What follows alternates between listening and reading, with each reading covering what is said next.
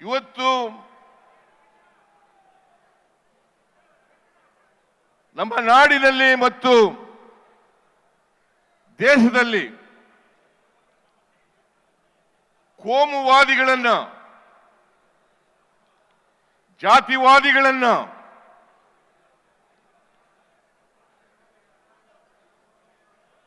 ಪಾಳ್ಯಗಾರಿಕೆ ಪ್ರವೃತ್ತಿ ಇರ್ತಕ್ಕಂಥವರನ್ನ ರಾಜಕೀಯದಿಂದ ಓಡಿಸಬೇಕಾದಂತ ಅನಿವಾರ್ಯತೆ ಇದೆ ಅಂತಕ್ಕಂಥದ್ದನ್ನ ಇವತ್ತು ನಾವೆಲ್ಲರೂ ಕೂಡ ಅರ್ಥ ಮಾಡ್ಕೋಬೇಕಾಗ್ತದೆ. ಮನುವಾದಿಗಳು, ಜಾತಿವಾದಿಗಳು,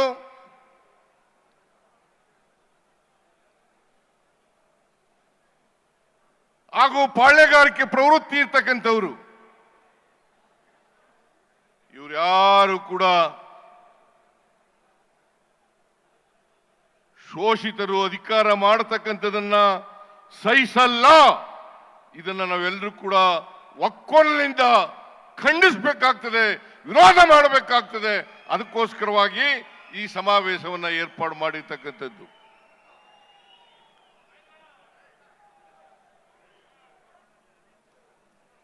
ದೇವರಾಜ ಅರಸರವರಿಗೆ ಇದೇ ಗತಿಯಾಯಿತು, ಬಂಗಾರಪ್ಪನವ್ರಿಗೆ ಇದೇ ಗತಿಯಾಯಿತು, ಮೊಯ್ಲಿಯವರಿಗೆ ಅವ್ರು ಯಾರನ್ನೂ ಕೂಡ ಸಹಿಸಿಕೊಳ್ಳಲಿಲ್ಲ. ಇದೇ ಕುಮಾರಸ್ವಾಮಿ, ದೇವೇಗೌಡರು, ಧರ್ಮಸಿಂಗ್ ಅವರಿಗೆ ಕೊಟ್ಟಿದ್ದಂತ ಮಾತನ್ನ ಮುರಿದು ತಾವೇ ಅಧಿಕಾರಕ್ಕೆ ಬರ್ತಕ್ಕಂಥ ಕೋಮುವಾದಿಗಳ ಜೊತೆ ಸೇರ್ಕೊಂಡು ಅಧಿಕಾರಕ್ಕೆ ಬರ್ತಕ್ಕಂಥ ಪ್ರಯತ್ನವನ್ನ ಮಾಡಿದ್ರು, ಅಧಿಕಾರವನ್ನು ಮಾಡಿದ್ರು. 20 ತಿಂಗಳು ಹಂಚಿಕೊಂಡು ಅಧಿಕಾರ ಮಾಡಿದ್ರು. ದೇವೇಗೌಡರು ಮತ್ತು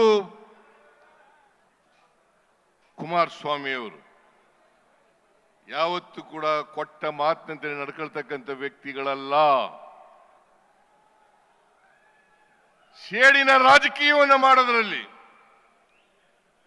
ದ್ವೇಷದ ರಾಜಕಾರಣವನ್ನು ಮಾಡೋದರಲ್ಲಿ, ಬೇರೆಯವರು ಅಧಿಕಾರದಲ್ಲಿ ಇರ್ತಕ್ಕಂಥದನ್ನ ಸಹಿಸಲಿಕ್ಕೆ ಸಾಧ್ಯ ಆಗದೆ ಇರ್ತಕ್ಕಂಥ ಮನಸ್ಥಿತಿ ಇರ್ತಕ್ಕಂಥವರು ದೇವೇಗೌಡರು ಮತ್ತು ಅವರ ಕುಟುಂಬ ಅಂತಕ್ಕಂಥದನ್ನ ಇವತ್ತು ಅನಿವಾರ್ಯವಾಗಿ ಹೇಳಲೇಬೇಕು ಅಂತಕ್ಕಂಥ ಮಾತುಗಳನ್ನ ತಮಗೆ ತಿಳಿಸಲಿಕ್ಕೆ ಬಯಸ್ತಾ ಇದ್ದೇನೆ. ನೀವೆಲ್ಲ ನೋಡಿದ್ರಿ ಟಿವಿನಲ್ಲಿ ಬಿಜೆಪಿಯವರು ಜೆಡಿಎಸ್ನವರು ಹೇಗೆ ಒಬ್ರಿಗೊಬ್ರು ಬೈದಾಡ್ಕೊಂಡಿದ್ರು. ದೇವೇಗೌಡರು ಹೇಳ್ತಾ ಇದ್ರು, ಅಧಿಕಾರದಲ್ಲಿದ್ದ ಅವರು ಬಿಜೆಪಿಯವ್ರ ಜೊತೆ ಸೇರ್ಕೊಳ್ಳೋದಕ್ಕಿಂತ ಮುಂಚಿತವಾಗಿ ನರೇಂದ್ರ ಮೋದಿ ಅವರು ಪ್ರಧಾನಮಂತ್ರಿ ಆದ್ರೆ ನಾನು ಈ ದೇಶದಲ್ಲಿ ಇರೋದಿಲ್ಲ ಅಂತ ಹೇಳಿದ್ರು. ಈ ದೇಶದಲ್ಲಿ ಇರೋದಿಲ್ಲ ಅಂತ ಹೇಳಿದ್ರು. ಕುಮಾರಸ್ವಾಮಿ ಅವರು ಮುಖ್ಯಮಂತ್ರಿ ಆದಾಗ 2006ನೇ ಇಸ್ವಿನಲ್ಲಿ ಏನಾದರೂ ಬಿಜೆಪಿಯವ್ರ ಜೊತೆ ಕುಮಾರಸ್ವಾಮಿ ಸೇರ್ಕೊಂಡು ಸರ್ಕಾರ ಮಾಡಿದ್ರೆ ನನ್ನ ಎಣದ ಮೇಲೆ ಮಾಡಬೇಕು ಅಂತ ಹೇಳಿದ್ರು. ಎಣದ ಮೇಲೆ ಮಾಡಬೇಕು ಅಂತ ಹೇಳಿದ್ರು.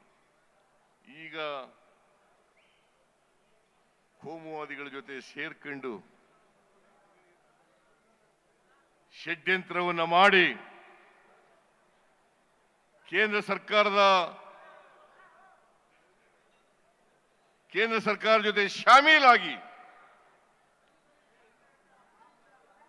ಕರ್ನಾಟಕದ ಬಿಜೆಪಿ ಜೊತೆ ಸೇರ್ಕೊಂಡು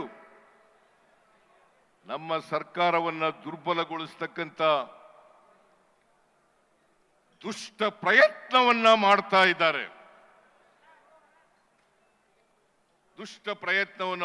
ಇದ್ದಾರೆ. ನಾನು ನಿಮಗೆ ತಿಳಿಸಲಿಕ್ಕೆ ಬಯಸ್ತಾ ಇದ್ದೇನೆ, ಗೊತ್ತಿದೆ ನಿಮ್ಗೆಲ್ಲರಿಗೂ ಕೂಡ. ನಾನು 4 ದಶಕಗಳಿಂದ ರಾಜಕೀಯದಲ್ಲಿ ಇದ್ದೇನೆ. 4 ದಶಕಗಳಿಂದ ನಾನು 1984 ಆಗಸ್ಟ್ 17ರಂದು ಮಂತ್ರಿಯಾದೆ. ಅಂದಿನಿಂದ ಇವತ್ತಿನವರೆಗೆ ಅನೇಕ ಖಾತೆಗಳನ್ನು ನಿಭಾಯಿಸತಕ್ಕಂಥ ಅವಕಾಶ ಸಿಕ್ಕಿತ್ತು. ನಿಮ್ಮೆಲ್ಲರ ಆಶೀರ್ವಾದ, ನಿಮ್ಮ ಆಶೀರ್ವಾದದ ಫಲದಿಂದ 4 ದಶಕಗಳ ಕಾಲ ಈ ರಾಜ್ಯದ ರಾಜಕೀಯದ ಮುಂಚೂಣಿನಲ್ಲಿರ್ತಕ್ಕಂಥ ಅವಕಾಶವನ್ನ ಒದಗಿಸಿಕೊಟ್ಟಿದ್ರಿ. ಈ 4 ದಶಕಗಳ ಕಾಲ ನಾನು ಮಂತ್ರಿಯಾಗಿದ್ದೆ, 2 ಸಾರಿ ಉಪಮುಖ್ಯಮಂತ್ರಿಯಾಗಿದ್ದೆ, 2 ಸಾರಿ ಡೆಪ್ಟಿ ಚೀಫ್ ಮಿನಿಸ್ಟರ್ ಆಗಿದ್ದೆ, 2 ಸಾರಿ ಮುಖ್ಯಮಂತ್ರಿ ಆಗಿದ್ದೇನೆ. 2013ರಿಂದ 2018ರವರೆಗೆ ಈ ರಾಜ್ಯದ ಜನರ ಆಶೀರ್ವಾದದಿಂದ, ಶಾಸಕರ ಬೆಂಬಲದಿಂದ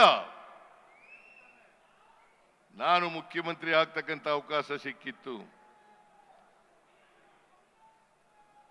ಮತ್ತೆ 2023 ಮೇ 20ರಿಂದ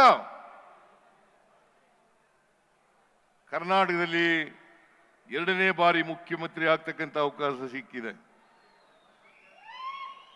ಈ 40 ವರ್ಷಗಳ ಸುದೀರ್ಘ ರಾಜಕಾರಣದಲ್ಲಿ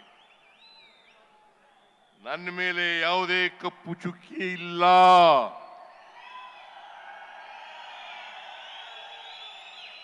ನನ್ನ ರಾಜಕೀಯ ಜೀವನ ತೆರೆದ ಪುಸ್ತಕ.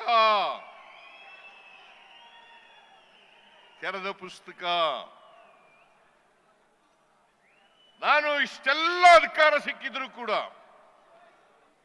ನನಗೆ ಆಸ್ತಿ ಮಾಡ್ತಕ್ಕಂಥ ವ್ಯಾಮೋಹ ಬರಲಿಲ್ಲ, ನನ್ನ ಕುಟುಂಬಕ್ಕೆ ಬರಲಿಲ್ಲ. ನನ್ನ ಧರ್ಮಪತ್ನಿ ಹೆಂಡತಿ ಪಾರ್ವತಿ ಯಾವತ್ತೂ ಕೂಡ ಸಾರ್ವಜನಿಕ ಸಭೆಗಳಿಗೆ ಬಂದಿಲ್ಲ.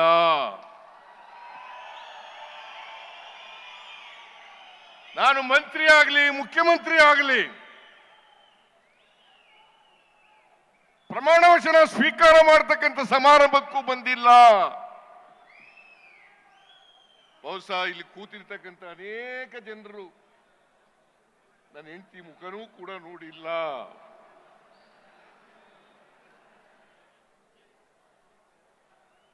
ಅವರು ತಪ್ಪು ಮಾಡಲಿಕ್ಕೆ ಸಾಧ್ಯನಾ?